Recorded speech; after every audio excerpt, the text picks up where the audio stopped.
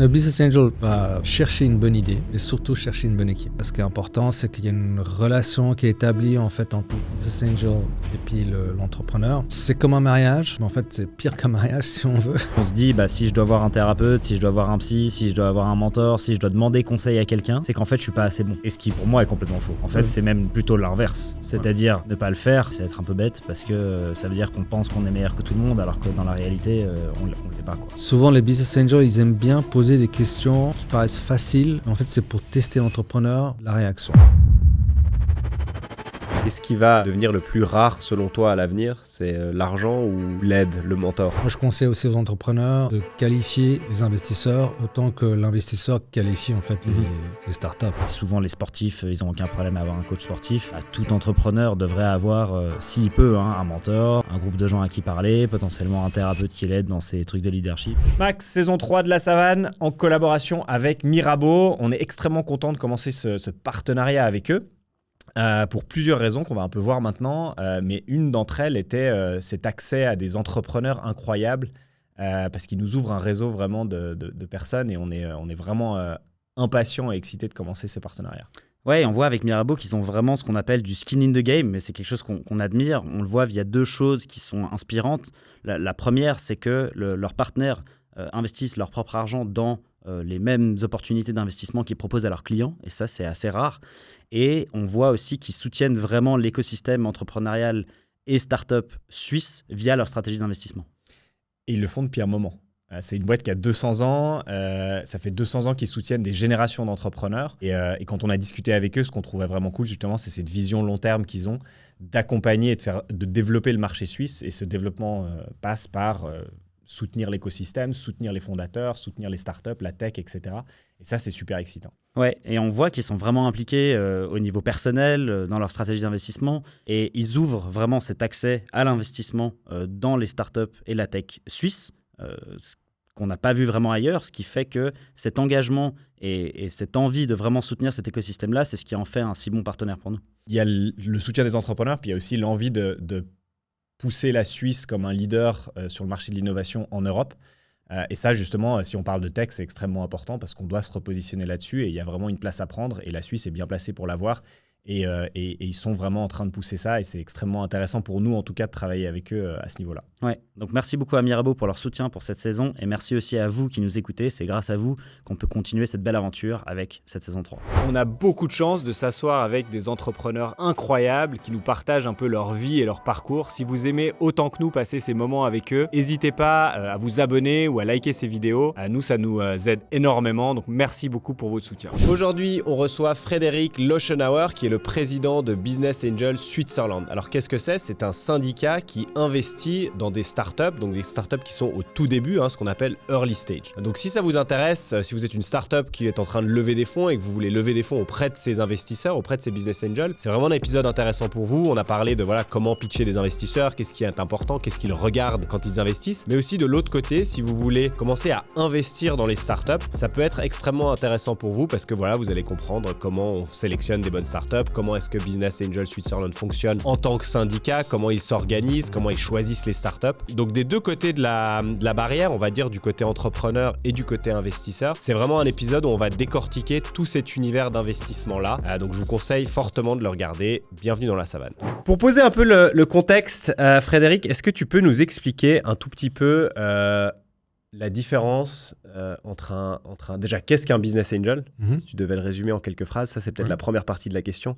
Et la deuxième partie, la différence entre un business angel et un VC, un private equity. On va faire les trois grands piliers de l'investissement pour un peu se chauffer. Ouais. Alors déjà pour démarrer, ils sont tous dans le private equity. Après, il y a les différentes catégories. Les premiers, c'était private equity. C'était vraiment ceux qui ont démarré dans les années 50-60 à investir là-bas, dans les sociétés.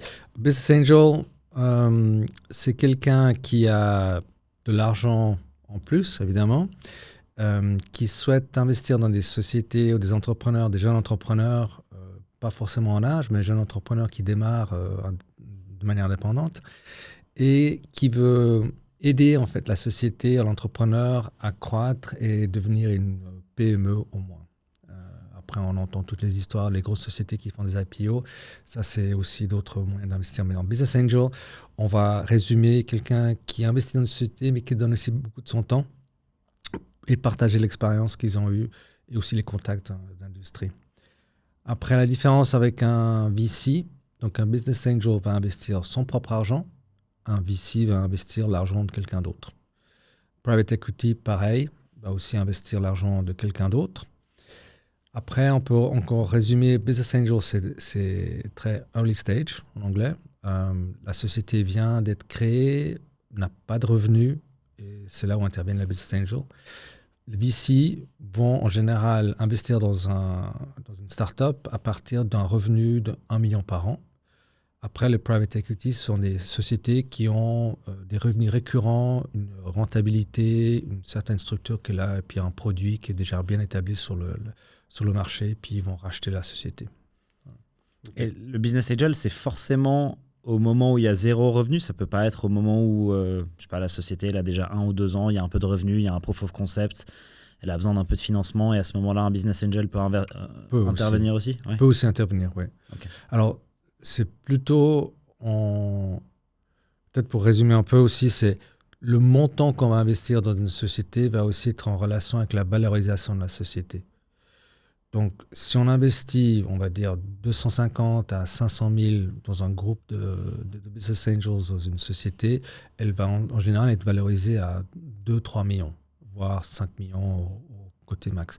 Après, en fait, l'impact qu'il y a avec la société, c'est le pourcentage de la société que l'entrepreneur va donner aux actionnaires. Et quand les business angels rentrent dans une société, c'est là où commence, en fait, l'entrepreneur va commencer à céder des parties de la société. Et un VC va venir en général juste avant ou après où il y a le point tournant où il y a 50% de la société qui va être cédée. Je ne dis pas toujours, mais assez fréquemment. Ils rentrent dedans et disent voilà, on va prendre 10-20%, mais il y a déjà dans la cap table le registre d'actionnaires, il y a déjà pas mal d'actionnaires qui sont dedans, et puis on commence à céder de plus en plus et à perdre le contrôle de la société. Tu disais avant, un business angel, c'est quelqu'un qui a un peu, on va dire, un peu d'argent en plus, un peu d'argent de côté. Ouais. J'ai l'impression que ça, c'est l'aspect facile, l'argent. Ouais.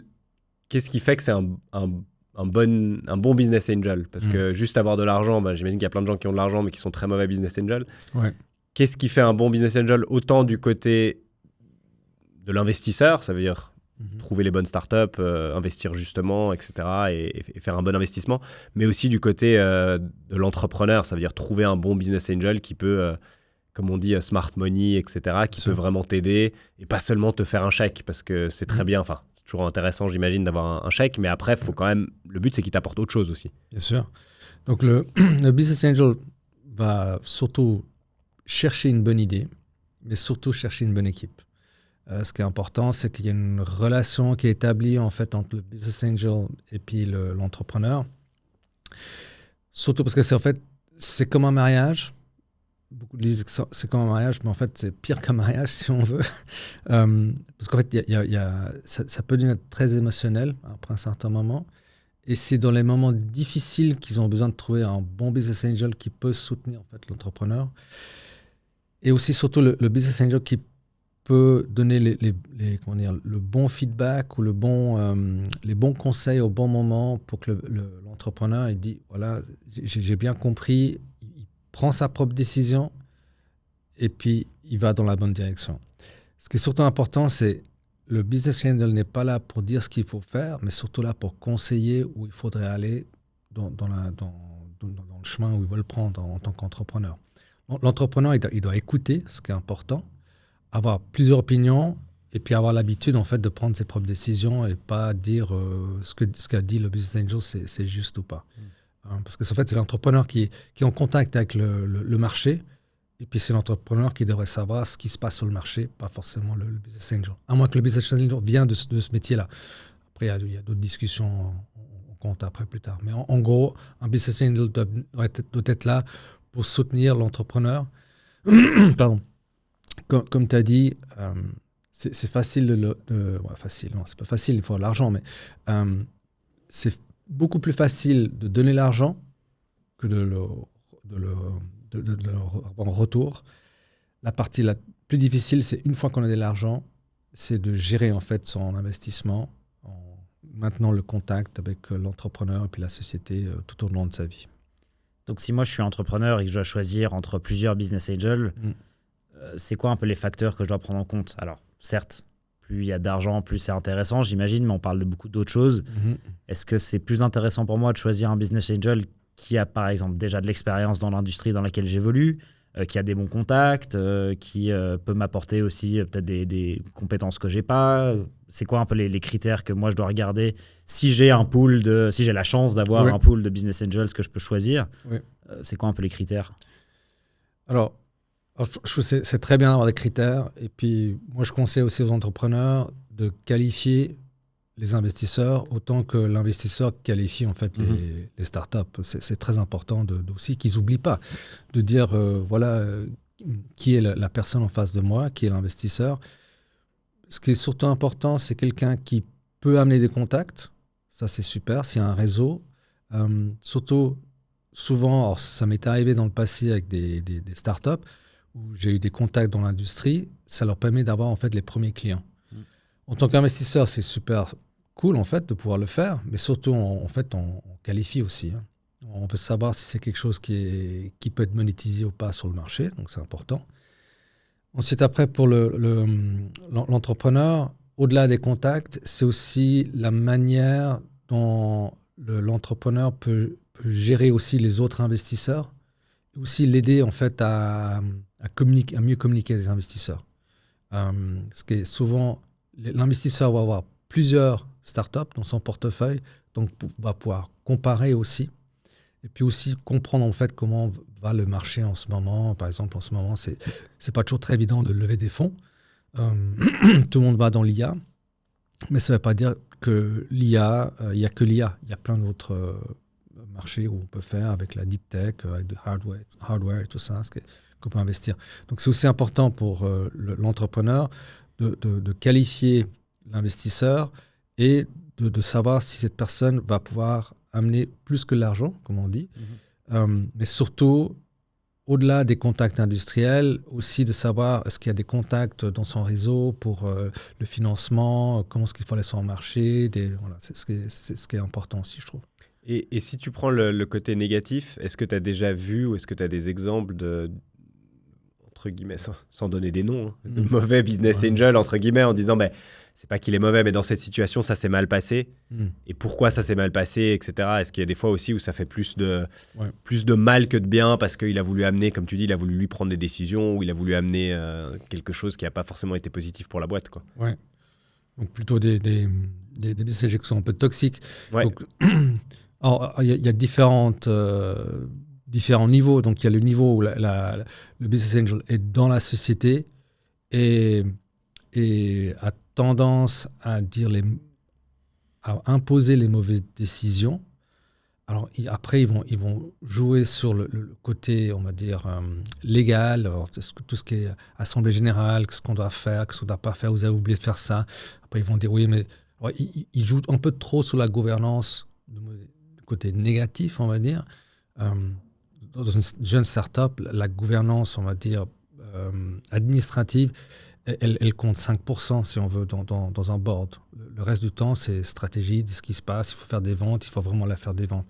Donc c'est des gens qui ont tendance à donner des mauvais conseils et aussi parfois à être un peu abusifs dans le sens qu'ils vont donner l'argent pour avoir plus de retours, plus d'action. Donc ils vont essayer de dire, voilà, moi j'ai travaillé beaucoup de temps, donc je peux avoir 5-10% de sweat equity, je mets de l'argent, donc vu que c'est moi qui ai mis les risques dedans, et puis ils commencent en fait à gratter trop de la société. Et puis ils ne donnent pas forcément les bons conseils. Après, il y en a d'autres qu'on voit assez vite, qui ne sont pas forcément super. C'est ceux qui vont attendre, quand il y a une levée de fonds, ils sont ni oui ni non, ils attendent. Et ils savent parfois, tout d'un coup, ils comprennent que la start-up, elle commence à pas avoir assez d'argent dans la trésorerie. Et puis ils attendent, et puis ils savent très bien qu'un jour, en fait, la valorisation, elle descend, ils ont plus de pourcentage. Et peut-être au dernier moment, ils retirent en fait leur offre et puis ils partent. Et puis voilà, ils ne jouent pas forcément très franc jeu. moi, je dis aux jeunes entrepreneurs, c'est oui ou non.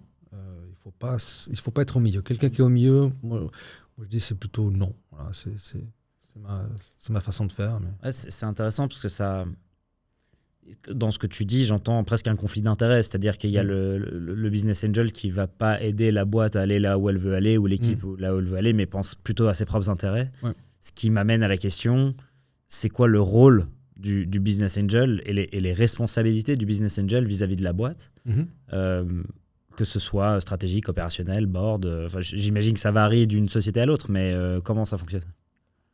Alors, ceux qui sont dans le métier de business angel depuis longtemps, ils veulent un retour, parce que sinon, ils ne vont jamais pouvoir remettre de l'argent régulièrement. Donc, eux, leur but principal, c'est de dire, voilà, moi, j'ai investi dans la société, je continue à investir après dans le tour précédent, en se disant qu'on va avoir un retour entre 2 et 10, et puis après, si on a beaucoup de chance, on peut faire fois 1000. Bon, ça, c'est les cas exceptionnels. Mais surtout, gérer son portefeuille. Le rôle de business angel, en fait, en tant qu'investisseur, c'est de s'assurer qu'en fait, il y a un retour sur l'investissement à long terme. Donc, ils veulent tout faire pour qu'en fait, il y ait une sortie un jour ou l'autre. Donc, c'est dans leur intérêt que ça se passe bien. Et surtout, quand on est business angel, c'est important qu'on prépare la société pour qu'il y ait des VC qui rentrent dedans. Eux, ils ont d'autres critères d'investissement parce qu'ils n'investissent pas leur argent, mais l'argent de quelqu'un d'autre. Donc, ils vont être très rigoureux, puis quand même assez à cheval sur ce qui se passe, surtout notamment gouvernance, finance, comment se passent les ventes, un peu le tout.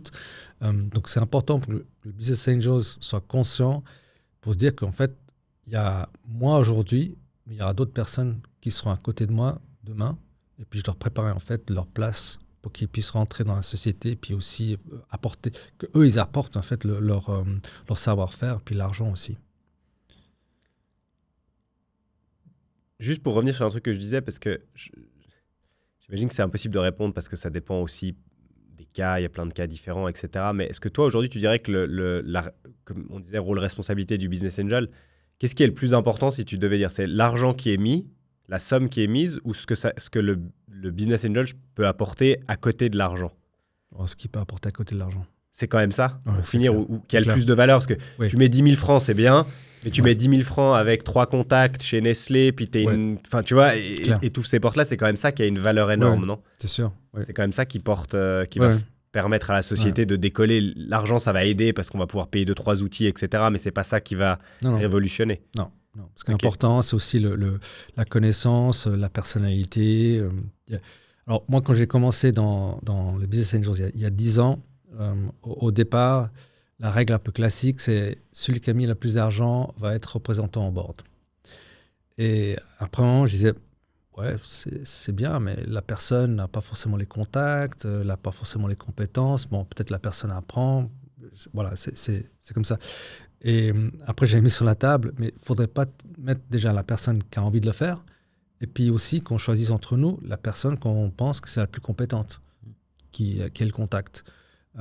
Après, ça ne veut pas dire que la personne qui est au board ou au board observateur, au board, c'est pas forcément que c'est la seule personne qui va travailler sur le dossier. En fait, il y a toute un réseau en général derrière les business angels. Souvent, quand on a un syndicat, si on est 10 ou 12, il y aura toujours quelqu'un qui connaîtra quelqu'un dans une société qui peut aider à aller plus vite, plus loin et avoir des compétences là-dedans. Tu peux peut-être rentrer un tout petit peu plus là-dedans, parce que là, depuis le début, justement, on parlait du business angel comme si c'était une personne seule qui allait investir dans une startup A. Là, tu parles d'un syndicat, tu parles d'un groupe de business angels qui investissent ensemble dans une société, voire dans différentes sociétés. Toi, aujourd'hui, tu es président de Business Angel Switzerland. Comment est-ce que vous êtes structuré? Et justement, comment ça se passe en fait? C'est un groupe de business angels qui investit dans 1, 2, 3 boîtes, mais vous vous mettez à chaque fois ensemble. C'est pas une personne qui dit « Ah, moi, cette startup-là, je l'aime bien, moi, j'aime bien celle-là, etc. » Vous vous mettez d'accord sur les investissements à faire. Oui. Alors, alors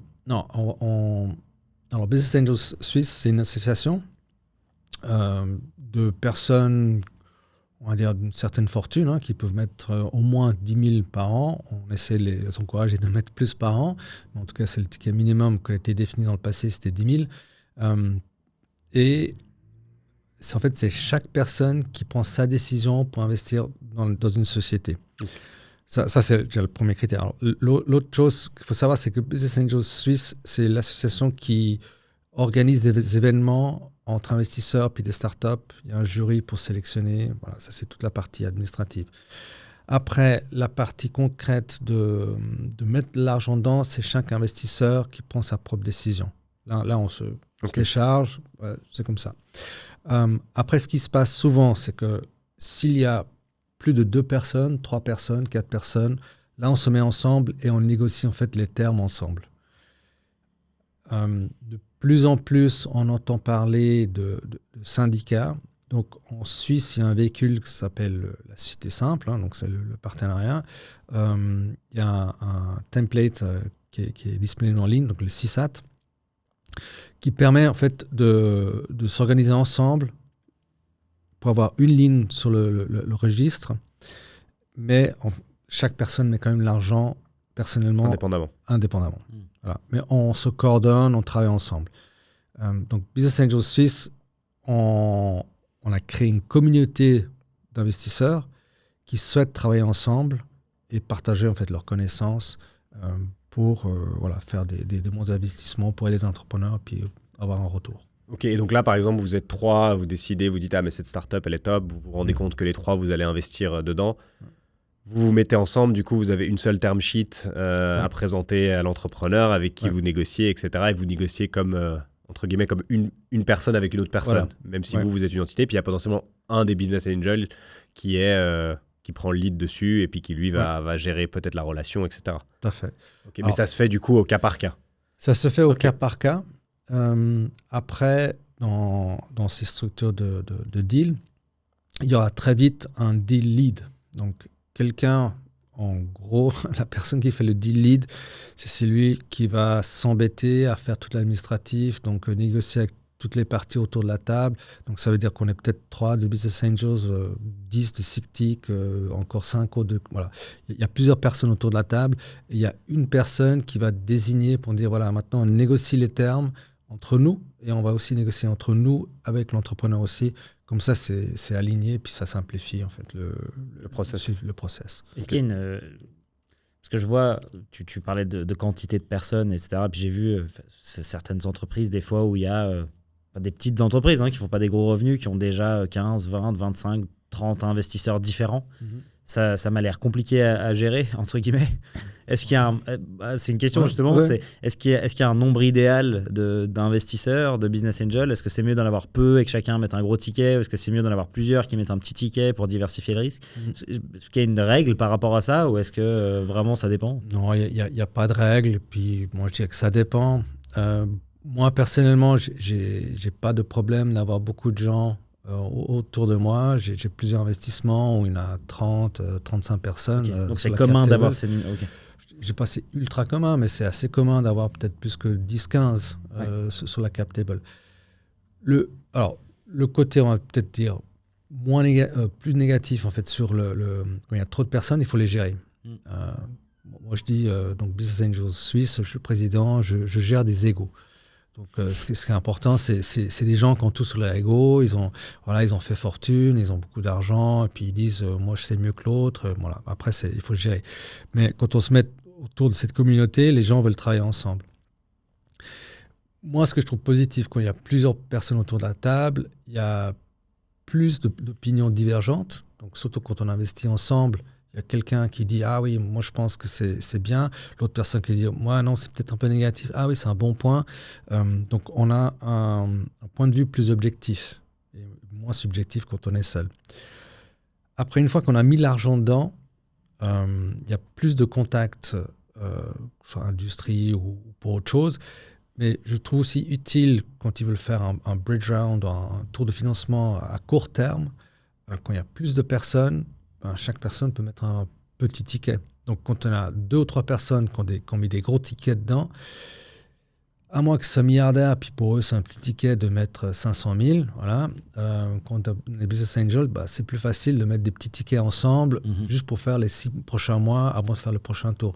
Il faut s'imaginer, il y a 5 ans, quand il y a le Covid, il y a tout qui s'est arrêté pendant 6 mois. Tout a été prolongé pendant 6 mois.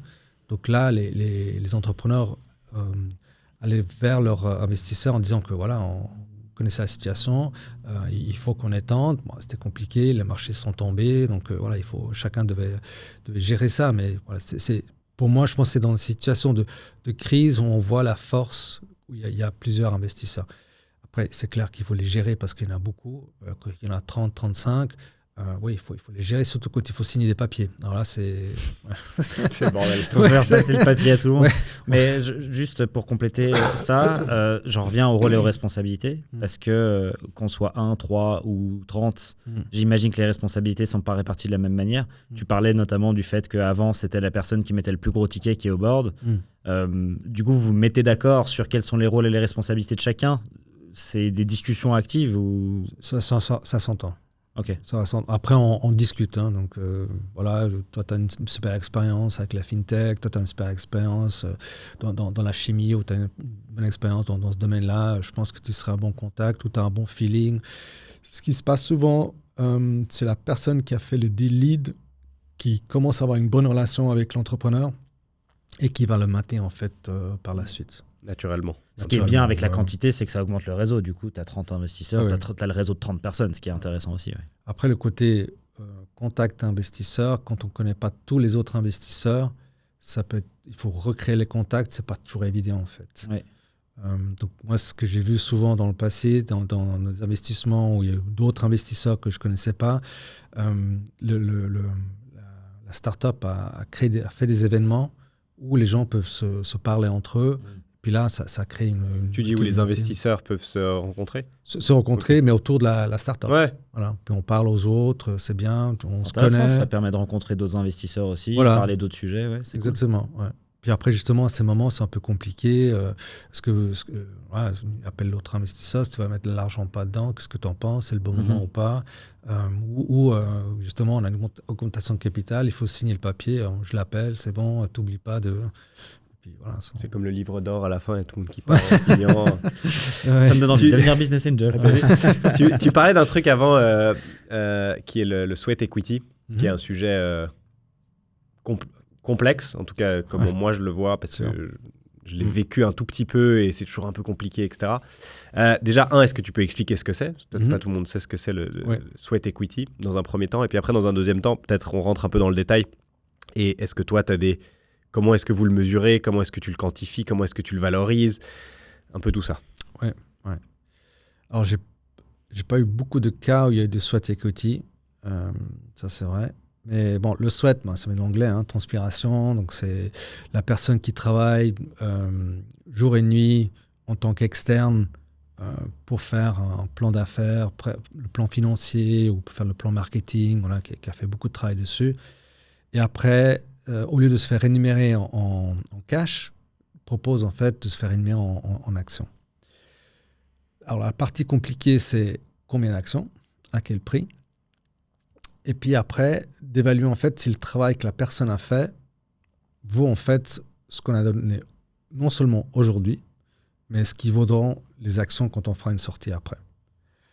Donc si la personne je sais pas, on va dire 10 000 francs de travail, puis après on va dire on va prendre une estimation, on va faire diviser par 2 pour avoir un chiffre, donc c'est 5 000, on donne c'est 50 francs l'action, donc on va donner 100 actions.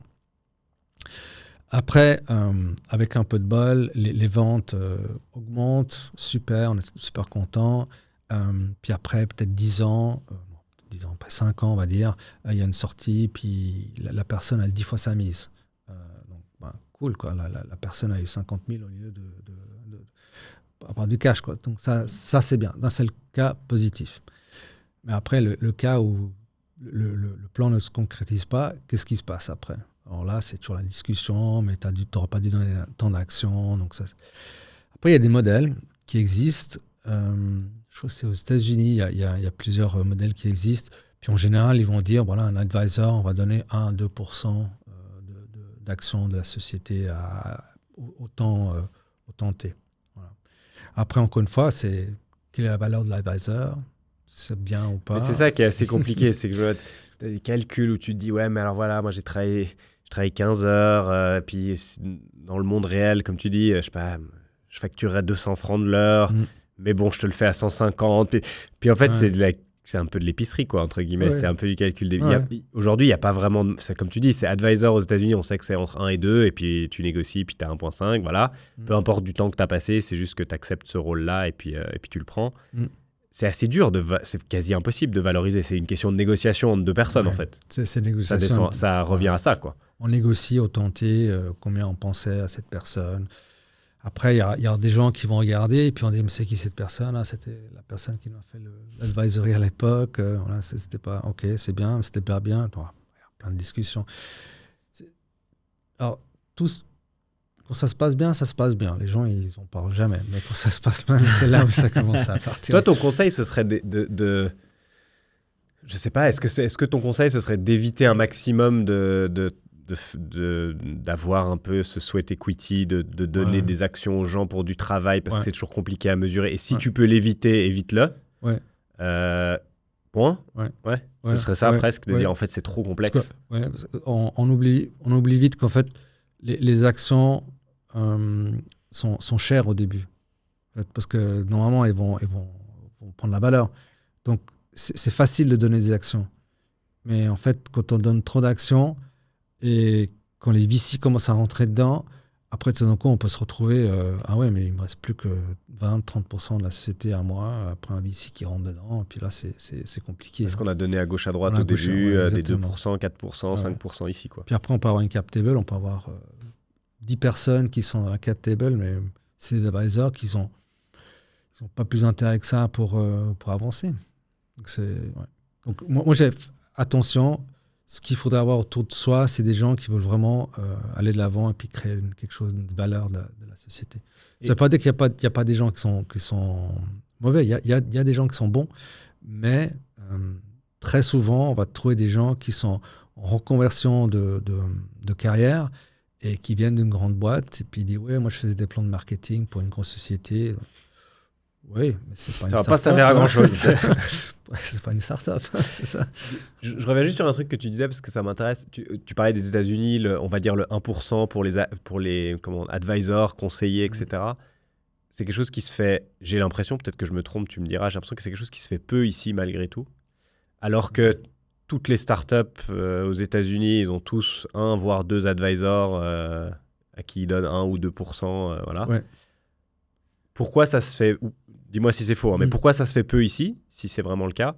Est-ce qu'on n'est pas, on a un peu je sais pas, cet aspect, on a encore en tête un aspect négatif de l'advisor, où j'ai pas besoin de quelqu'un qui va me conseiller, c'est bon, je peux me débrouiller. C'est quoi un peu, pourquoi ça se fait pas comme ça aujourd'hui? Ou c'est très rare, on va dire? Alors, je pense que c'est plus récent en Suisse. Okay. Quand j'ai commencé il y a 10 ans, on émergeait encore.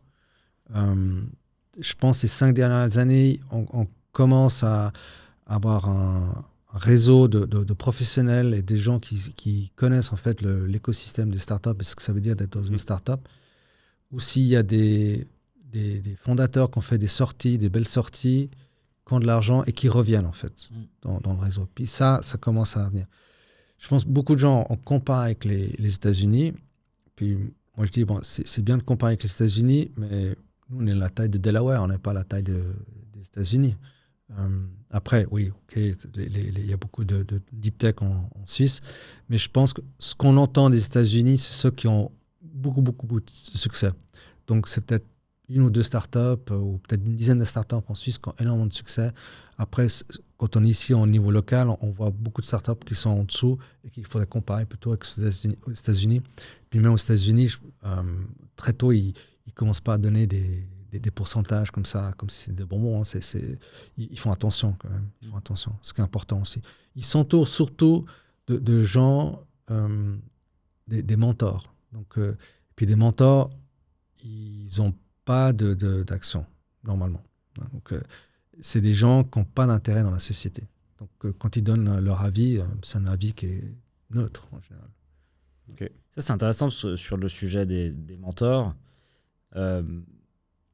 En Suisse, on a toujours quand même un peu ce côté où avoir un mentor, c'est presque un peu un aveu de faiblesse et c'est assez peu commun.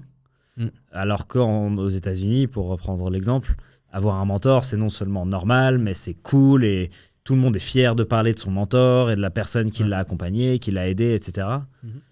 En Suisse, très peu. Ça n'existe quasiment pas. Quoi. Ouais, même en Europe. C'est tellement dommage parce que c'est un concept que moi je trouve vraiment génial d'avoir quelqu'un qui peut t'aider, qui est ton conseiller, que ce soit un parent, un ami, quelqu'un de la famille ou pas du tout, quelqu'un avec qui tu as travaillé. Ce concept de mentor, je le trouve vraiment génial et il est assez peu développé ici. Tu as une idée de pourquoi ? Bon, après, peut-être en Suisse, je ne veux pas généraliser, mais en Suisse, on n'est pas très... On ne va pas aider les gens plus facilement que ça, en donnant des conseils. Après, comme en Suisse, il y a beaucoup d'entrepreneurs, il y a beaucoup d'entrepreneuriat qui s'est fait dans le passé. Il y a eu un petit blip après, début des années 2000, 90-2000. Maintenant, ça revient. Mais je pense que c'est aussi dans la culture. Je pense que c'est similaire. Aux États-Unis, il y a beaucoup de gens qui ont des thérapeutes. Donc, ils vont chercher, en fait, pour mieux se comprendre. Donc, c'est plus ouvert de ce point de vue-là. Mais après aussi, je pense qu'il y a aussi le côté, le mentorat. On ne devient pas mentor du jour au lendemain, ça s'apprend. Quand on est dans des grosses sociétés, il y a plus cette culture de mentorat qui était relativement récente dans certaines sociétés, mais qui commence à être développée. Et puis je pense aussi dans le côté écosystème, il y a aussi des gens qui commencent maintenant à devenir mentors.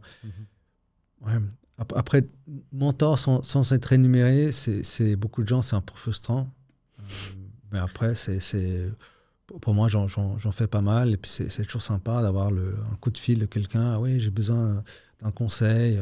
Puis après, on discute. Oui, il y a cette volonté de transmission. J'ai l'impression qu'il y a pas mal de gens, à partir d'un certain moment, ils passent ce cap de forcément vouloir faire, mais aussi de donner. Ouais. Et j'entends aussi dans ce que tu dis, j'ai l'impression que, sans idéaliser les États-Unis ou les Américains, mais qu'ils acceptent un peu plus la vulnérabilité et l'échec qu'ici, où on se dit, si je dois voir un thérapeute, si je dois voir un psy, si je dois avoir un mentor, si je dois demander conseil à quelqu'un, c'est qu'en fait, je suis pas assez bon. Ouais, un peu de faiblesse. Ouais, exact. Et ce qui, pour moi, est complètement faux. En fait, c'est même plutôt l'inverse. C'est-à-dire, ne pas le faire, c'est, excusez-moi le terme, mais c'est être un peu bête parce que ça veut dire qu'on pense qu'on est meilleur que tout le monde alors que dans la réalité, on ne l'est pas. Quoi. Et justement, on dit souvent les sportifs, ils n'ont aucun problème à avoir un coach sportif. Tout entrepreneur devrait avoir, s'il peut, un mentor, un groupe de gens à qui parler, potentiellement un thérapeute qui l'aide dans ses trucs de leadership, je sais pas, plein de choses comme ça où je trouve ça dommage que ce soit pas plus développé. Ouais, bon, je pense que c'est aussi culturel en Suisse. Ouais, bien sûr. Moi, j'étais... Non, vas-y, pardon. Non, moi, j'étais à l'école en Grande-Bretagne, ce qui est encore pire là-bas, c'est... on encaisse tout, et on ne partage pas nos faiblesses, et puis nos thérapeutes, Surtout, il ne faut pas que ça se sache. Non, mais après, c'est aussi une question, peut-être, de nouveau, comme tu disais, ça va peut-être venir petit à petit, ça va peut-être... C'est comme tu dis, ça doit s'apprendre. Déjà, ça s'apprend d'être un bon mentor. Donc il faut déjà des gens qui aient appris et qui soient bons, qui puissent le faire bien, etc. Je pense que c'est peut-être aussi un process qui va prendre plus de temps, mais qu'on va peut-être y arriver à un moment donné. Si partons là-dedans, vu qu'on parle du mentorat et de l'investissement de manière générale, de ta part en tout cas. Toi, tu as eu un parcours corporate, tu as travaillé dans le corporate, tu t'es rapproché des startups à un moment donné. Est-ce que tu arrives à nous expliquer ce moment donné, ce déclic, à quel moment... Peut-être tu as fait ton premier investissement, à quel moment, comment ça s'est passé, qu'est-ce qui s'est passé, quelle boîte c'était, si tu peux en parler, et ce que ça a donné. Ouais, ce qui a donné aussi, le premier investissement. Là. En fait, c'était un processus familial avec mes parents. Les deux sont décédés il n'y a pas longtemps, mais c'était un processus dans le cadre de l'héritage. Ma femme travaille là-dedans. Elle m'a une fois posé, est-ce qu'il y a un testament? Je dis, mais ils ont 60 ans, mais ils ne vont jamais mourir demain. À tout moment. En fait, l'idée, c'était de parler en fait, de ce qu'on avait. Et alors, mes parents ont dit, non, on n'a pas de testament, par contre, on va en parler. Donc, on commence à en parler. Et un jour, je dis à mon frère, voilà, notre père, il il investit dans tout ce qui est coté en bourse, c'est bien, c'est assez classique. Qu'est-ce qu'on ferait de différent, nous, dans notre génération? Et j'avais entendu parler de start-up à l'époque. Je ne connaissais rien du tout. On est en quelle année, là, plus ou moins? 2015. 2015. Et alors, en 2015, j'étais avec mon frère, bon, qu'est-ce qu'on pourrait faire? Voilà. On regarde un peu ce que c'est les startups. Donc, on a regardé un club d'angels. Il n'y avait pas encore SICTIC, il y avait Go Beyond et Business Angel Suisse. Et entre les deux, j'ai choisi Business Angel Suisse parce que ça apportait plus de proximité avec les deals. Donc, on pouvait être deal lead, on pouvait faire des DD, on pouvait comprendre ce que ça voulait dire. Malgré ça, j'ai suivi les 12 autres investisseurs qui ont leur premier investissement, donc dans une société qui était basée à Genève. Il y a beaucoup de gens qui ont mis l'argent, c'était un bon tour, ça continuait. Puis j'ai eu une bonne relation avec l'entrepreneur. Tout ça pour dire, après 10 ans, c'est parti en liquidation. Mais là, c'était mon premier investissement où j'ai tout appris ce qu'il ne fallait pas faire. Ce qui est très bien. Hein. C'est souvent comme ça. Hein, c'est cher payé. C'était cher, mais c'était intéressant. Oui. Après, ça dépend de ce qu'on veut dire cher ou pas cher par rapport au reste, on dira. Mais c'est plutôt l'apprentissage, c'était dur. Hein. C'est quoi les learnings principaux que tu tires de cette expérience? Alors, il faut l'équipe, c'est important. Il faut... Pour moi, c'est super important. Donc, les autres, ils avaient regardé, mais c'est vrai que maintenant, il y avait peut-être des drapeaux rouges, on va dire, des red flags. Hein. Donc, voilà. La personne ne partageait pas toujours tout, était trop vendeur quand il levait des fonds. C'était un bon vendeur, mais ça cachait des choses. Après, j'ai pu commencer à mieux comprendre ce que ça voulait dire, les bilans, les pertes et profits, mais au-delà de ça, comment est-ce qu'on fait du reporting, comment est-ce qu'on fait aussi des plans financiers. Et puis là, aller plus dans le détail, puis c'est faire attention d'avoir tous les éléments. Et puis s'il manque quelque chose, demander à quelqu'un leur avis. Je pense qu'il n'y avait pas assez d'objectivité dans le deal là. C'était un peu trop rapide. Puis c'était 2015, il y a tout le monde qui voulait mettre de l'argent partout. Donc c'était cette époque-là. Hein, donc, et donc, du coup, ça t'a pas refroidi? Non. Au contraire. Ça t'a motivé à refaire des investissements. Ouais. Mais à aussi justement partir dans cette comment on va appeler ça, dans cette voie de mentorat. C'est-à-dire comment est-ce que tu peux, donner de l'argent à ces startups, mais aussi potentiellement les aider sur certains points où toi, tu as des capacités, un talent, etc. etc. Et c'est là où tu as commencé à aussi faire du mentorat, c'est juste? Ouais. C'est venu, je dirais pas par hasard, mais à la force des choses. J'ai commencé à donner des cours pour InnoSuisse à travers Venture Lab, donc je donne quelques cours par an sur la stratégie de levée de fonds. Et puis là, il y avait aussi je rencontre pas mal de jeunes entrepreneurs, demande des conseils. Et puis après, je leur dis, si jamais tu as une autre question, tu m'envoies un email et puis on parle. Et puis après, tout d'un coup, il y a des gens qui reviennent et puis qui parlent, qui posent des questions et qui commencent à prendre beaucoup de temps. Puis après, il faut aussi savoir dire, c'est bon, on a fait le tour. Mais c'est surtout le fait de donner son avis sans forcément que la personne va l'intégrer. C'est que les premières fois, on a toujours l'impression mon avis est super, tout ça. Personne n'écoute pas et puis fait complètement autre chose. Mais bon, ça fait partie du mentorat. Je pense que c'est aussi, on donne sans forcément avoir un retour. Après, il y a eu... J'ai regardé ce matin, il y a eu 4 investissements, en fait, des gens où j'ai commencé avec le mentorat. Et puis finalement, on a eu une relation, puis j'aimais bien ce qu'ils faisaient. J'avais confiance dans les entrepreneurs, puis on a investi de l'argent dedans. Donc tu dis ça s'est passé entre guillemets dans l'autre sens, c'est-à-dire ça a commencé par du mentorat, mais après tu as mis du cash. Ouais. Ok. Maintenant, ça a changé complètement. La plupart des temps, je connais la startup depuis 6 mois minimum, 12 mois au mieux. Okay. Puis après, c'est pour évaluer en fait le progrès. Et tu parlais avant en disant ça s'apprend d'être un mentor, etc. Qu'est-ce qui fait un bon mentor selon toi? Quelqu'un qui est à l'écoute. Surtout, il faut bien écouter. Il faut aussi donner son avis sans préjuger ou sans dire s'il faut faire ça.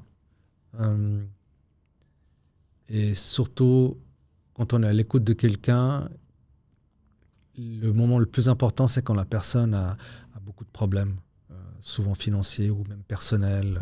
C'est d'être là, de ses côtés, pour l'aider à prendre des décisions.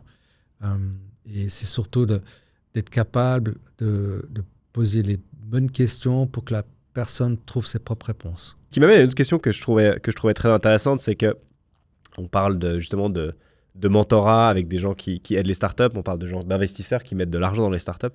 Qu'est-ce qui va devenir le plus rare selon toi à l'avenir? C'est l'argent ou l'aide, le mentor?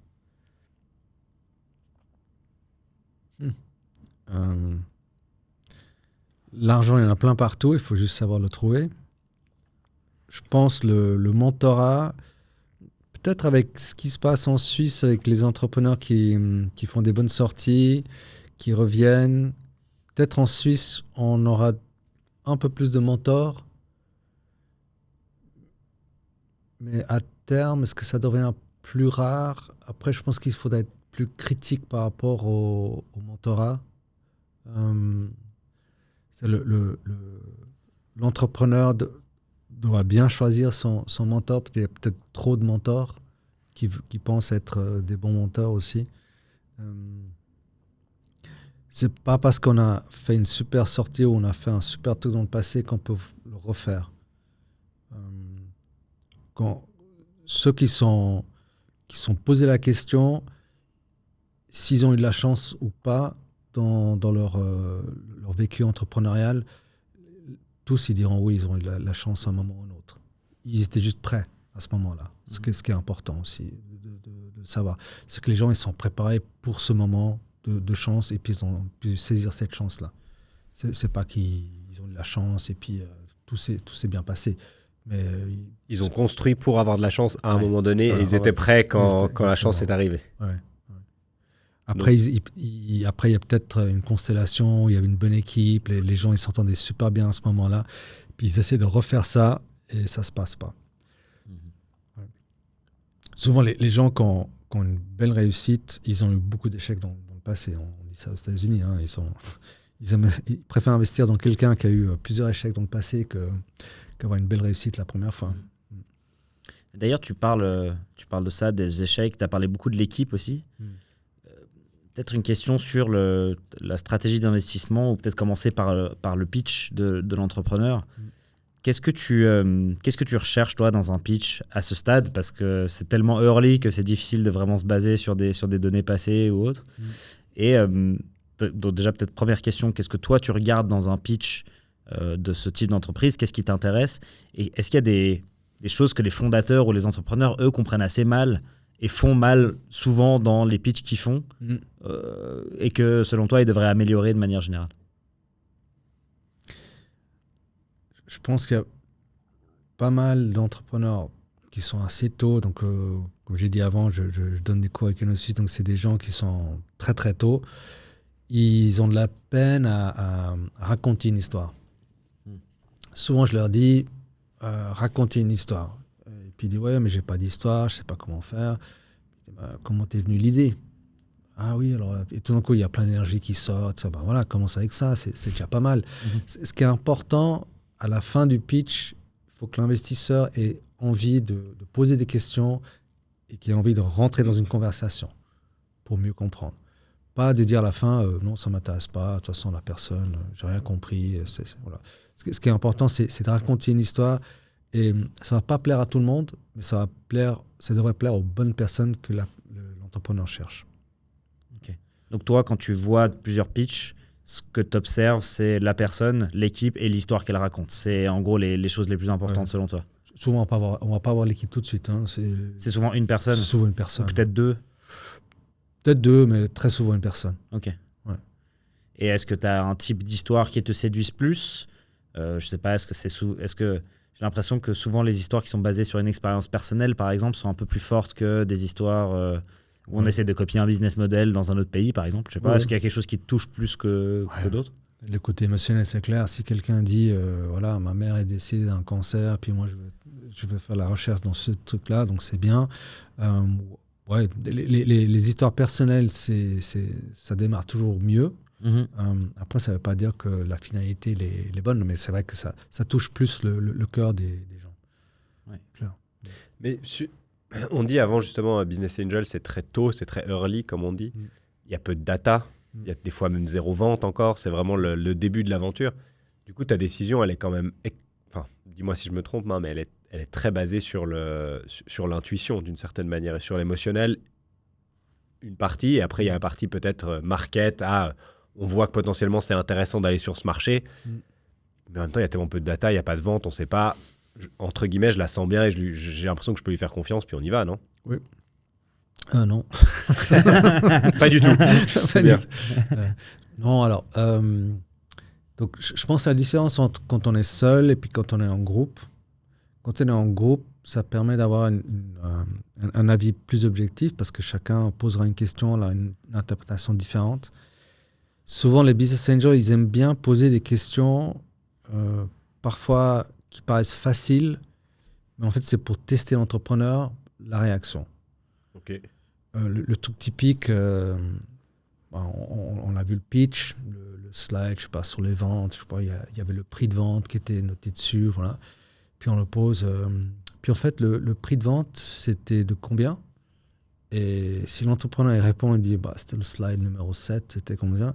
Puis on dit, ouais, bon, c'est pas terrible comme réponse. Il faut juste répondre à la question, parce qu'en fait, ce que veut prendre, c'est comment la personne va répondre, surtout quand il y a des sous-stress.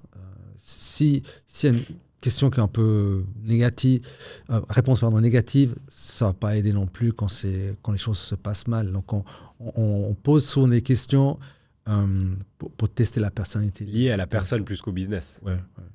Parce que ce qui est important finalement, c'est que quand ça se passe mal, parce que ça se passe toujours mal d'une fois à l'autre, hein, donc comment est-ce que la personne va réagir? Qu'est-ce qu'elle va faire? Et du coup, c'est quoi les traits de caractère que tu recherches chez une personne? Alors, on va dire l'humilité, la personne qui est capable de dire voilà, je ne sais pas. Alors, je vais poser la question à mon contact des investisseurs, est-ce que vous pouvez m'aider? Je suis un peu perdu. Voilà. Mais aussi le côté résilience. C'est pas il y a un petit truc qui ne va pas, on va tout de suite appeler quelqu'un pour voilà. Mais juste un peu réfléchir en fait à comment on va aborder ce problème avant de poser la question à quelqu'un. Donc, il y a plusieurs aspects, en fait. C'est surtout la force de caractère de l'entrepreneur qui va primer avant tout. Et comme tu disais avant, est-ce que son passé à une place importante, et c'est sa 5e start-up, il en a foiré 5 avant, il vient du monde corporate, donc il connaît le marché, etc. J'imagine que, dans une industrie particulière, je pense qu'il y a aussi son CV, entre guillemets, qui joue aussi un rôle là-dedans, quoi. Bien sûr, ouais. Et tu mets tout ça ensemble, et puis après, c'est... Ouais, on secoue, et puis on essaie d'avoir... Et puis c'est ça, puis tu essaies de sortir un bon... t'essaies de sortir le bon chiffre. Un avis, ouais. Non, après, c'est vrai que... Alors, il y a ça. Après, il y a plein d'autres dossiers en même temps.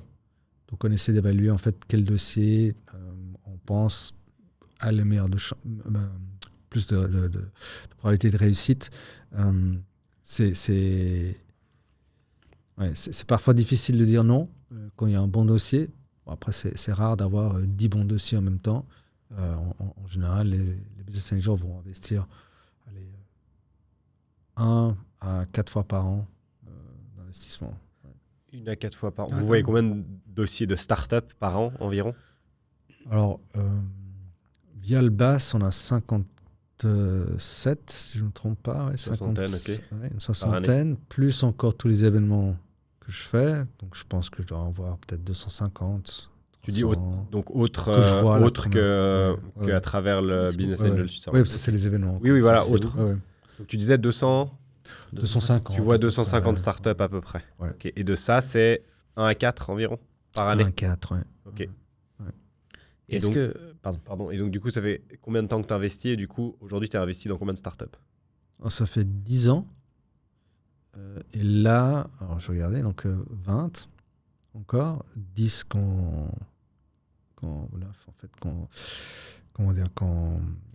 fait faillite. Donc là, il reste encore 20. Ouais. On a fait 2 sorties. Ouais. Ok. Ouais.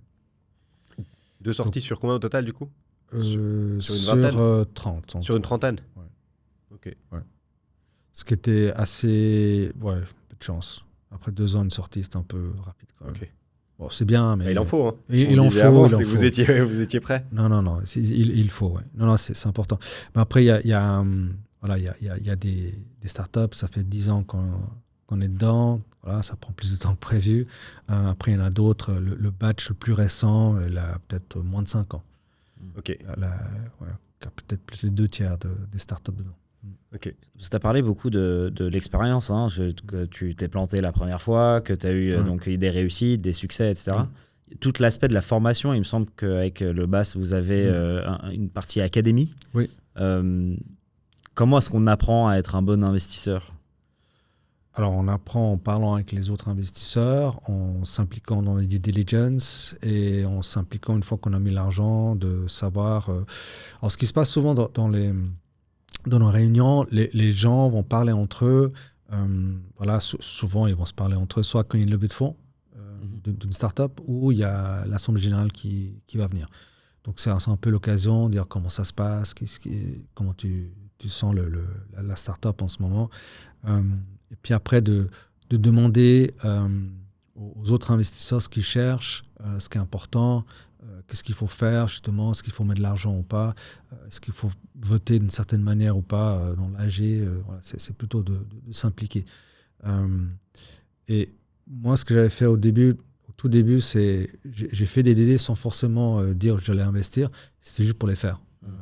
C'était juste pour aussi apprendre ce que ça voulait dire faire une DD. Alors, ça n'a rien à voir avec une DD de VC ou de VC ou de private equity. Hein. DD due diligence. Due diligence, pardon. Ouais, non, comme ça. Audit. C'est d'aller regarder, de regarder les comptes, de comprendre ce qui s'est fait dans le passé, d'aller mettre les mains dedans pour fouiller, faire l'enquête. Ouais. Puis surtout savoir ce qu'ils n'ont pas. C'est surtout ce qui leur manque. Comme ça, on dit, voilà, il leur manque ça. Je pense qu'on peut les aider à aller à la prochaine étape. Et une start-up dans laquelle vous dites, peut-être qu'on va investir, on va faire la due diligence. Est-ce que vous la faites vous uniquement ou vous vous faites accompagner aussi d'un cabinet spécialisé en finance qui peut vous aider à regarder les comptes, voir des choses que vous n'aurez pas vues, ou c'est tellement early qu'en fait, il y a tellement peu de choses qu'il y a 3 lignes dans le PNL. Ouais. Quoi. Non, c'est tellement early. Après, c'est surtout de voir ce qu'ils n'ont pas. Donc, souvent, il va y avoir les bilans et les pertes et profits. C'est relativement facile à lire. Après 2-3 ans d'activité, il n'y a pas grand-chose qui va se passer. Mais c'est plutôt le plan financier, comment ils les construisent, quelles que sont leurs hypothèses de croissance ou de dépenses d'argent, comment est-ce qu'ils vont dépenser l'argent qu'ils viennent de lever. C'est ça, c'est surtout important de voir comment ils réfléchissent. Donc, puis surtout de voir s'ils ont réfléchi. Oui, ça arrive. Quelqu'un m'a dit de lever 500, donc je lève 500 000 et puis on pour. Je sais pas, on m'a dit. Pour avoir de l'argent sur mon compte. L'argent sur le compte en banque. Tu penses que la Suisse, c'est un bon marché pour les business angels ? Est-ce que c'est favorable aux business angels ou est-ce que c'est mieux de le faire ailleurs ? Ou quel est ton avis sur la Suisse en tant que terreau pour déjà pour l'investissement de manière générale, les startups et les business angels ? Alors, hors aspect, si le marché monte ou pas, parce que là, en fait, je pense qu'on a une bonne cuvée d'investissements et de startups qui sont en train de développer. C'est un bon terreau point de vue, on va dire, fiscal, hein, c'est clair, on a un meilleur avantage que d'autres pays. Après, il ne faut pas regarder que ça, c'est surtout ce qui manquerait peut-être un peu en Suisse, on le sait depuis très longtemps, c'est la partie croissance en fait. On est bon à faire beaucoup de petits investissements jusqu'à la série A, puis après ça péclote un peu. Il faut qu'on ferme ce gap-là. Donc c'est important. Donc je pense que c'est bien. Les gens beaucoup de gens sont conscients. Après, il faut que les gens puissent lever des fonds. Il y a des fonds qui vont être levés. Après, il faut voir si c'est les bons fonds qui vont pouvoir faire le growth par la suite. J'espère que oui. Et ça, c'est lié, tu penses, à la taille du marché, à la difficulté de s'expandre à l'international, ou est-ce que c'est d'autres facteurs ? Bon, il y a un autre facteur qu'on parle depuis très longtemps, c'est les caisses de pension. Aux États-Unis, il y a des caisses de pension qui investissent dans des startups depuis très très très longtemps. Puis en Suisse, les caisses de pension n'ont pas le droit. Donc encore de le faire. Donc, il y a beaucoup de gens qui essaient de pousser pour changer ça. Ça peut changer, à ton avis? Ouais, C'est en cours, non, d'ailleurs? Ça va changer. Il y a des caisses de pension qui investissent dans des fonds. Pas un énorme pourcentage, mais je crois qu'ils sont en train de discuter de 5-10%. Non, mais ça va commencer petit à petit, mais c'est déjà pas mal. Oui, ça va commencer. Après, il faut que les fonds fassent des retours. Après, Oui, bien sûr. ce qu'il ne faut pas oublier, c'est que s'il y a un fonds d'ici qui est là, qui fait Série A, tout le monde dit « Ah oui, mais il faut des fonds Série A qui viennent, qui soient en Suisse. » Après, mais la fonds Série A, il va regarder l'Europe. En fonds Série A aux États-Unis, il ne va pas regarder, comme je disais avant, il ne va pas regarder Delaware. Ce n'est pas le petit État. Regarder les États-Unis. S'il faut faire la même chose, il faut regarder l'Europe. Donc, il faut attirer d'autres fonds étrangers qui viennent en Suisse. Après, on a un problème avec le franc suisse qui est un peu fort. Voilà, c'est un peu compliqué, mais bon, il faut regarder ça à long terme. Nous, on voit souvent le côté... on parle souvent en Suisse, en tout cas, nous, de notre côté, on va dire l'aspect... la peur de prendre des risques en Suisse, on dit souvent ça. Qu'il y a peu d'entrepreneurs parce qu'on est un peu peur du risque, etc. Est-ce que tu retrouves ça aussi du côté investisseur, du côté business angel? Est-ce que tu sens que... Parce que moi, j'ai un peu cette vision de dire qu'il y a quand même beaucoup de gens en Suisse qui ont fait des belles carrières et donc qui ont de l'argent. Et en fait, il devrait y avoir beaucoup plus de gens qui font business angels. Parce qu'il y a quand même beaucoup de gens qui ont de l'argent. Mais ils sont très tradis d'une certaine manière avec leurs ETF, puis leurs actions, etc. Ouais. C'est peut-être totalement faux, c'est une vision que j'ai. Est-ce qu'elle est fausse? Toi, tu me dis non, c'est vrai qu'il y a plein de gens. Ou au contraire, non, on devrait être beaucoup plus en fait aujourd'hui. On devrait avoir 4 fois plus de business angels parce qu'on a les gens qui ont les ressources. Et en fait, c'est juste qu'aujourd'hui, on est encore un peu trop frileux en Suisse. Alors ça m'a toujours fait... j'ai toujours trouvé curieux de dire qu'en Suisse, il n'y a pas d'entrepreneuriat. Si je ne me trompe pas, 2/3 des emplois, c'est dans des PME. Donc, il y a quand même le côté entrepreneur en Suisse qui est là. C'est vrai, quand j'ai fini mes études en 99, tout le monde volait dans les grandes entreprises. C'était banque, chimie, c'était les grands groupes. Après, maintenant, c'est l'inverse, tout le monde veut faire l'entrepreneur. Bon, il faut peut-être trouver le juste milieu. Mais pour revenir à la question de ce qu'il y a assez d'argent ou pas, je pense qu'il y a de l'argent. Les gens sont effectivement un peu frileux parce qu'ils aiment bien avoir cette certitude en fait de ce qu'ils veulent faire en temps de la sortie. Je pense qu'il y a aussi une terme d'éducation en disant qu'il ne faut pas tout mettre dans l'entrepreneuriat, dans les startups, pardon.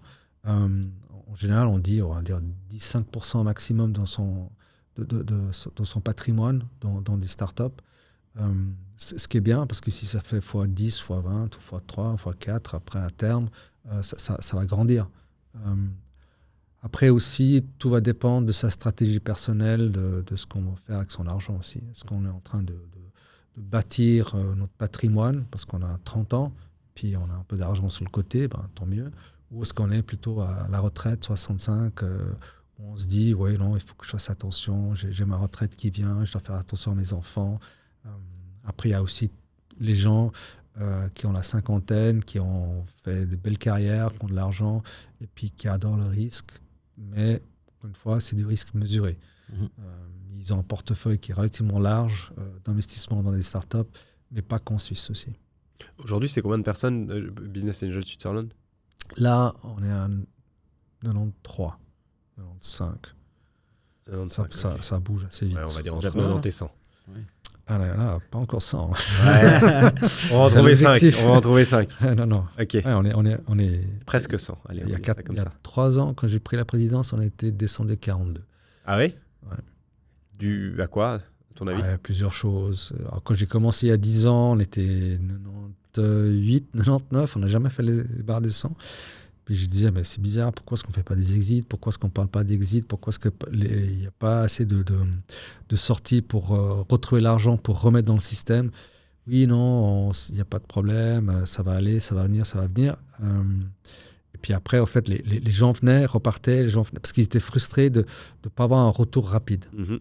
Et alors, les gens, après, comment dire, il y a des gens qui ont mis tout l'argent dedans, ils n'avaient plus d'argent à investir. Donc les basses n'investissaient pas, ils étaient frustrés, puis il y a tout d'un coup une grosse vague qui est partie il y a 3 ans. Ça nettoie un petit peu aussi. Ça nettoie, puis je trouve qu'il n'y a pas forcément une communauté. Là, on voulait vraiment créer une communauté suisse d'investisseurs. Donc, pas que la Suisse romande et pas que Zurich, la région suisse allemande. Là, on a des gens qui voyagent entre Zurich et Lausanne, où on a nos événements, et puis qui se côtoient, qui travaillent ensemble. C'est beaucoup plus fort qu'avant. Donc c'est important, cette communauté, puis faire des sorties. Il n'y a que ça qui va compter après, c'est le résultat. D'ailleurs, le marché est assez cyclique de manière générale. On a vu, on avait noté entre 2020 et 2022 pas mal d'exits, après un peu moins. Enfin, certaines périodes, il y en a plus, certaines périodes, il y en a moins, pour diverses raisons. Est-ce que, depuis 2022, il y en a moins eu d'exits? Est-ce que c'est un cycle assez normal ou est-ce que c'est un signal plus profond? C'est quoi un peu ton sentiment là-dessus? Je pense que c'est un cycle normal. Après, si je parle du BaaS, il n'y a pas eu assez de volonté de faire des sorties. Après, il y a plusieurs sorties qu'on peut faire. La sortie classique, c'est la société qui se fait racheter par une autre société. Il y a côté en bourse. Puis après, on parle moins, mais c'est le marché secondaire où l'investisseur dit moi, je vends mes parts. Quelqu'un d'autre, il dit moi, je rentre maintenant parce que c'est dérisqué et puis ça m'intéresse, ce marché-là, puis je rentre à ce moment-là. Mm-hmm. Puis c'est ce marché secondaire qui, je pense qu'il y a plus de potentiel pour les business angels. Souvent, les business angels, ce qui les intéresse, c'est le début, en fait. C'est le côté risque, le côté créer, le côté redonner pour aller, on part quasiment à zéro, et puis on fait une sortie à série A, puis on remet l'argent dedans, puis on redonne l'argent, on redonne la société, en fait, à quelqu'un d'autre qui peut l'amener en fait plus loin. Mm-hmm. Ouais. Mais, ouais. Ça, il faut travailler dessus. C'est pas encore ancré chez nous. Tu parlais de 2 exits, 2 sorties, oui. Personnellement. Oui. Est-ce qu'il y en a une des 2 que tu peux nous raconter, un des succès? Oui, voilà, ça c'était cette boîte-là, ça a été un succès, ça a été un succès pour X ou Y raison. Alors c'est pas encore un succès parce que je suis sorti justement en marché secondaire avec celui des 2 là. C'était après.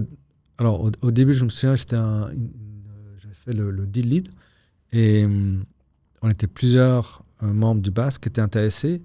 Et puis là, ce qui était assez curieux, c'est que le tour était souscrit et ils ont choisi des business angels. Donc ils m'ont choisi moi et une autre personne. Puis les autres personnes étaient un peu frustrées. Je ne suis pas entré dedans. Pourquoi toi? On parlait de choisir un bon business angel. Voilà. Puis c'était pas mal parce que c'était 2 jeunes entrepreneurs qui étaient près de Lausanne, qui créent une plateforme pour les produits de la mer. Et je me souviens, il y avait une année où ils ont justement mis tout le monde autour de la table pour une journée de stratégie. Donc ça, c'était pas mal. On rencontre d'autres investisseurs qui sont là, on travaille tous ensemble et puis on aide en fait la start-up à améliorer leur stratégie de vente, d'accès au marché, qu'il faut aller. Puis c'était vraiment des 2 jeunes entrepreneurs très vendeurs, c'était très bien, mais aussi bien structurés, donc c'était assez impressionnant. Et puis après 2 ans, il y avait un fonds d'investissement français qui voulait rentrer dedans. Et moi, j'avais dit à l'entrepreneur, s'il y a moyen, moi je sors. Hein. Ça m'intéresse de sortir à ce moment. Je dis, mais déjà, il dit, ouais, mais c'est aussi pour prouver en fait qu'on peut le faire. Parce que sinon, on attend. Et puis, ils ont dit OK. Et puis, ils ont demandé au fonds. Il a dit OK, pas de problème. 20% de moins. Puis ça allait, donc c'était bien. Et les 2 exits, c'était 2 marchés secondaires ou les 2 ou l'autre était... Alors l'autre, ils ont redonné l'argent après un certain temps. Donc, ouais. OK. C'était pas un multiple positif, on va dire. OK. Ouais. C'était pas 0. C'était pas moins 1. On a parlé beaucoup de business angel et de mentorat, investisseurs, etc. Mais tu t'es aussi positionné comme un head of family. Ouais. Head of Family Operations. Head of Family Operations. Aimé, ouais. On a trouvé ce titre hyper intéressant. Ouais.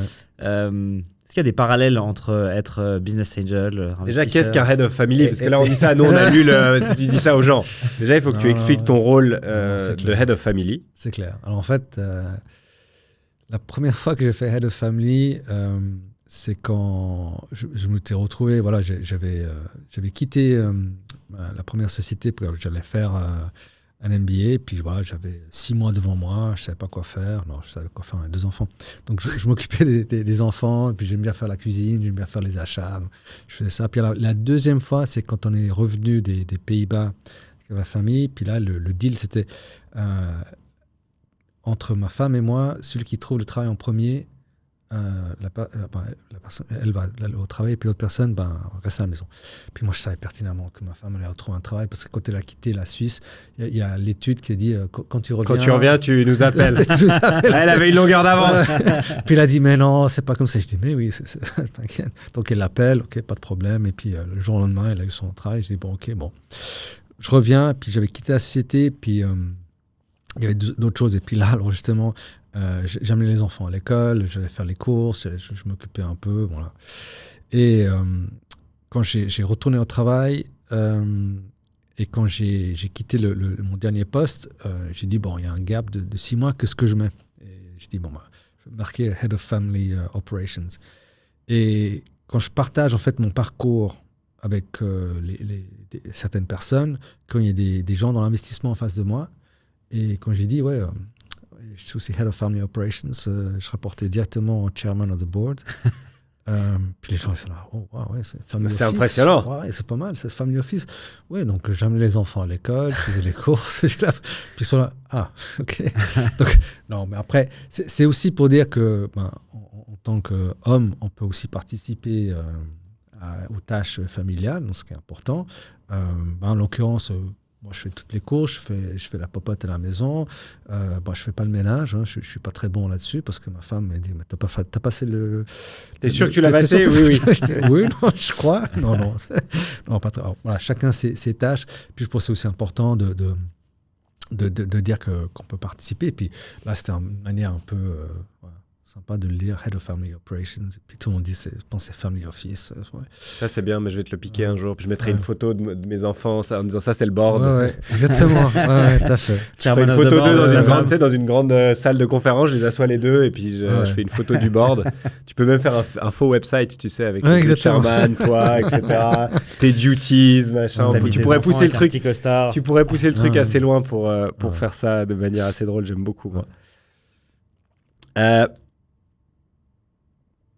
On a dit pas mal de choses sur un entrepreneur qui veut lever de l'argent, un investisseur qui veut investir de l'argent dans une boîte.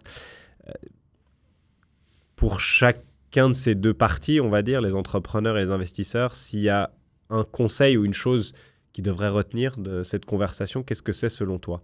L'entrepreneur, il doit XY et l'investisseur, il doit... Qu'est-ce que ce serait? Alors, je pense que ce sera la même chose, je pense. De chaque côté, où l'entrepreneur d'avoir confiance dans l'investisseur, c'est plus que l'argent. Et l'investisseur doit aussi avoir confiance dans l'entrepreneur qui sera capable de faire ce qu'il a dit de faire. J'ai vu des entrepreneurs... C'est vrai que j'en vois peut-être plus souvent parce que je suis alumni de l'EPFL, mais je vois plus d'entrepreneurs ingénieurs. Et puis cet été, il y avait un jeune entrepreneur, il était là en l'occurrence italien, puis il était à Lugano. Et il me dit, oui, je passe près de Lausanne, est-ce que tu peux m'aider à être là avec un client? Je ne suis pas sûr s'il parle anglais ou pas. Je dis, ok, pas de problème, je peux faire la traduction. En l'occurrence, le potentiel client parlait très bien anglais. Et après ce sales speech qu'il a fait, on sort, on se balade. Puis l'ingénieur, il dit, tu sais, j'aime beaucoup faire les ventes. Puis je dis, c'est bien ça. J'aime bien les ingénieurs qui font des ventes. C'est pas toujours évident. Donc c'est surtout avoir que l'entrepreneur ait confiance de pouvoir évoluer dans son rôle.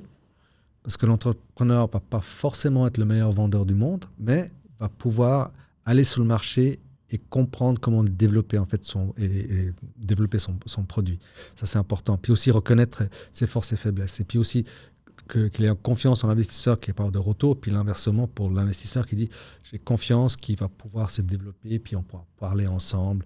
Et puis avoir cette relation comme un mariage, comme tu disais, pour finir. Il faut parler, il faut parler, puis il faut être... il y a des moments un peu difficiles, il faut passer à travers.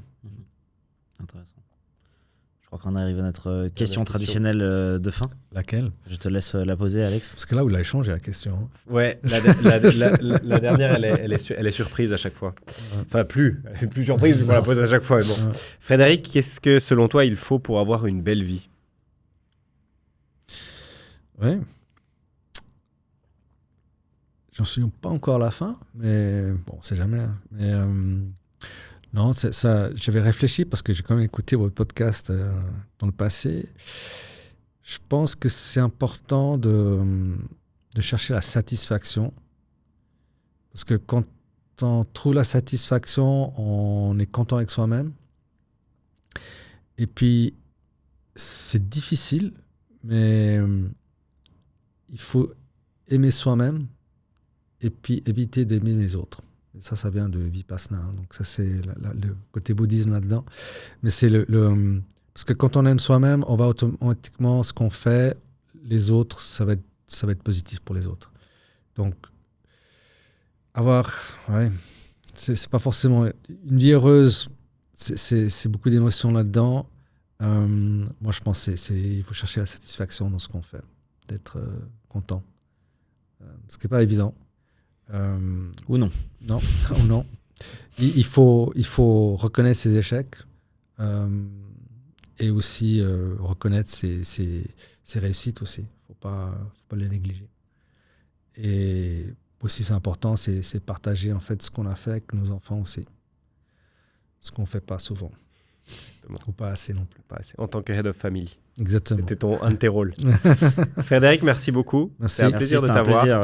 D'échanger avec toi. Hyper intéressant. Merci beaucoup. Merci. Cet épisode de La Savane a été créé en partenariat avec Omega Studio. Grâce à eux, nous sommes dans ce studio incroyable en plein cœur de Genève. C'est bien plus qu'un simple studio. Ils offrent une expérience unique et adaptée à chaque projet. Que ce soit pour votre communication interne et externe, des showcasts, des tables rondes ou des webinars, tout est possible. Que vous souhaitiez réaliser un événement en direct ou enregistré, créer du contenu ou renforcer votre stratégie de communication, Omega Studio a tout ce qu'il vous faut. C'est le studio le plus complet et le plus accessible de la région, avec une vraie équipe de pros qui vous accompagne à chaque étape de votre projet, avec un véritable accompagnement scénique, vocal et narratif pour faire de votre passage à la caméra une expérience réussie et inoubliable. Si vous voulez en savoir plus sur Omega Studio, on vous met le lien vers leur site internet et leur service en description.